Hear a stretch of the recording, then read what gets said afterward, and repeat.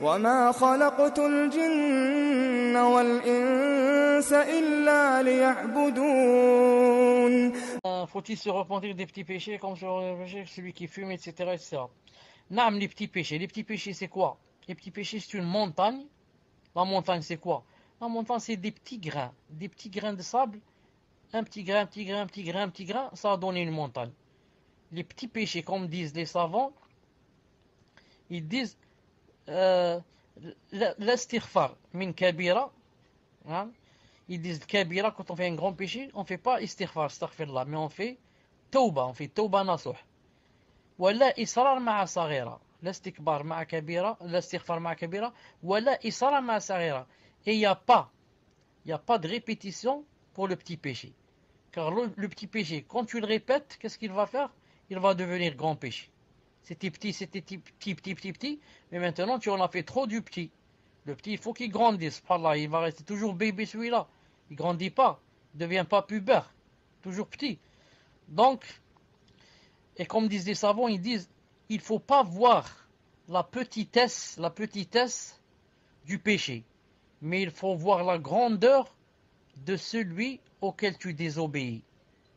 Il ne faut pas voir la cigarette et dire c'est un petit péché. Il faut voir le petit péché. Quand tu fumes, tu désobéis à quoi? Allah subhanahu wa ta'ala aime la cigarette. Ensuite, qui t'a dit que de nos jours, la cigarette c'est un petit péché? Autrefois, certes, c'était un petit péché. Pourquoi? Car les savants n'ont jamais su, ils ne savaient pas que ça donnait le cancer et que ça donnait des maladies vraiment incurables. Et qu'il y a des millions de gens qui meurent chaque année à cause de la cigarette. Et que Allah Ta'ala dit dans le Coran, La taqtulu anfusakum. Ya ayyuhalladhina la taqtulu anfusakum. Oh, vous les croyants, ne vous tuez pas, ne tuez pas vos âmes. Inna Allah kana bikum rahim. Allah subhanahu wa ta'ala est miséricordieux envers vous. Donc, toute personne qui meurt à cause de la cigarette est une personne qui s'est suicidée.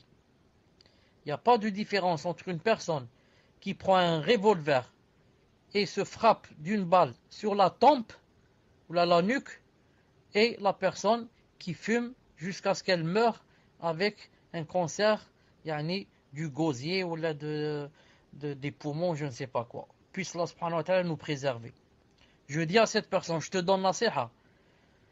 Tu veux arrêter la cigarette, ne l'arrête pas. Tu veux arrêter la cigarette, ne l'arrête pas petit à petit. Il faut l'arrêter d'un coup. Et dire, Ya Allah subhanahu wa ta'ala, Ya Allah subhanahu wa ta'ala, vous m'avez créé. Et vous savez que le shaitan a joué de moi. Et maintenant je fume. Et c'est difficile d'arrêter. Mais, pour Allah, pour vous, Ya Allah, je vais l'arrêter. Aidez-moi seulement. Ya Allah, aidez-moi. Pour vous, je vais l'arrêter. Si tu es sincère, Wallah al-azim, Wallah al-azim, Wallah al-azim, tu vas l'arrêter. Des gens fumaient presque 500 grammes de drogue. Subhanallah al-azim. Et quand ils se sont reconvertis, ils ont tout jeté. Et la drogue, c'est quoi la cigarette par rapport à la drogue? La drogue, c'est impossible. Elle marche dans les veines, dans le sang. Et ils l'ont délaissé pour Allah subhanahu wa ta'ala. Si tu veux laisser la cigarette, lâche-la d'un coup et pour Allah subhanahu wa ta'ala. Si c'est pas pour Allah, tu vas revenir. Si c'est pour Allah, tu dis c'est impossible que je fasse une chose pour Allah et que je fasse marche arrière. C'est pas possible. Puisse Allah subhanahu wa ta'ala t'aider et raffermir ton cœur et t'aider à jeter cette saleté et ce péché et cette maladie.